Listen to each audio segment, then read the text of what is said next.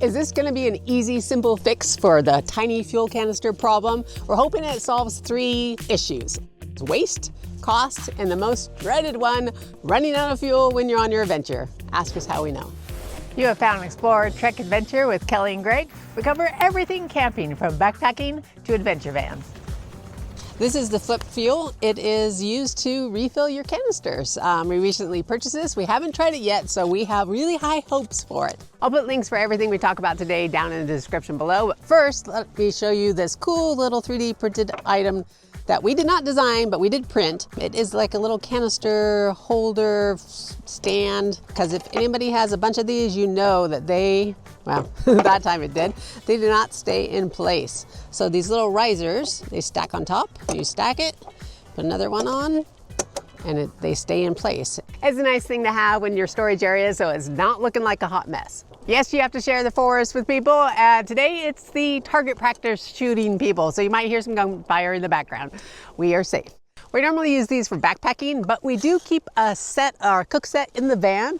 It's got a little tiny stove, fuel canister. That way we don't have to pull out the whole induction stove and stuff if we just want a quick cup of coffee or tea.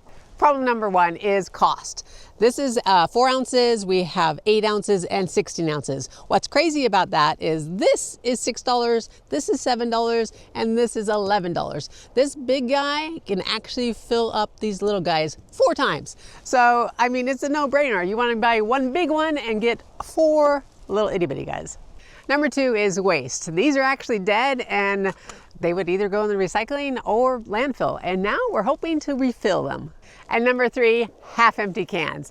You don't want to be grabbing a half-empty can and going out on a trip like we did. 4-day backpacking trip, and Greg grabbed a half-empty can, ran out day number 2. I actually wanted to bring another one, but he's like, oh, we don't need it, we're fine. We were not fine. The first part of refilling is that the empty canister needs to be frozen for 10 minutes. The top one is going to be just sitting out in the sun, warming up, and the cold one is going to be the one that gets refilled. It's been 10 minutes. Let's get the cold one out. Oh, it's nice and cold. It's not very warm out, so I kept this nice and close to my body. Magnet. So hopefully this is warm enough. It does say to weigh these. That way we kind of know how much we are putting it in there. A new full canister weighs 215, and this half empty one weighs 120. So we'll know exactly after we're filling up not to go past that amount. In the case that we do overfill it, there is a tiny little vent, so we can just push that and let some of the fuel out, thankfully. First step, the cold canister needs to be on the bottom. So we will take off the safety attachments and screw this on. Then we're going to take off the top part, and this would be your warm canister and your big one that you're filling up. We're going to screw that on. Now that it's attached, the instructions say that you can actually hear the difference once it gets fuller. Some people do it by time. First time around for us, we're just going to do it by hearing. So let's get this opened up. Just twist it. It is definitely noticeable audio loudness. Okay, I'm gonna close it because it is getting quieter. And now let's weigh it. I know it's a hassle to unscrew it and take it off and weigh it every time, but I really don't want to overfill this. Started at 120, now we're at 155. Let's put it back on and add some more. Okay, upside down. And let's open up the valve. Okay, I'm gonna stop it because I can barely hear it now. Unscrew it. Let's see. 175. So we added a little, almost 55 grams of fuel to it. So we're gonna add a little bit more so we get a little bit closer to 200. Let's add it back on. Let's count to 10. 1, 2, 3, 4, 5. I don't hear it at all, so I kind of want to stop it. Huh? Okay, that's 10 seconds.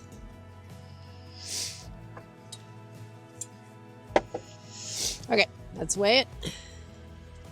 190, close. So I could have done it just a little bit longer like Greg wanted, but I think 190 is pretty good for this. I think we're gonna fill up another one.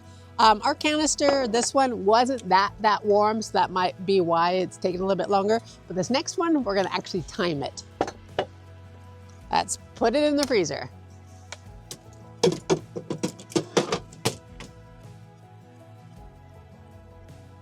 Let's get our second canister out. It is definitely cold. And the big guy, we tried to warm this up the best we could. It's still, you know, it's okay. So this time around, we're gonna do 30 seconds. Let's get a weight for it. And it is currently 115 grams. Okay, here we go.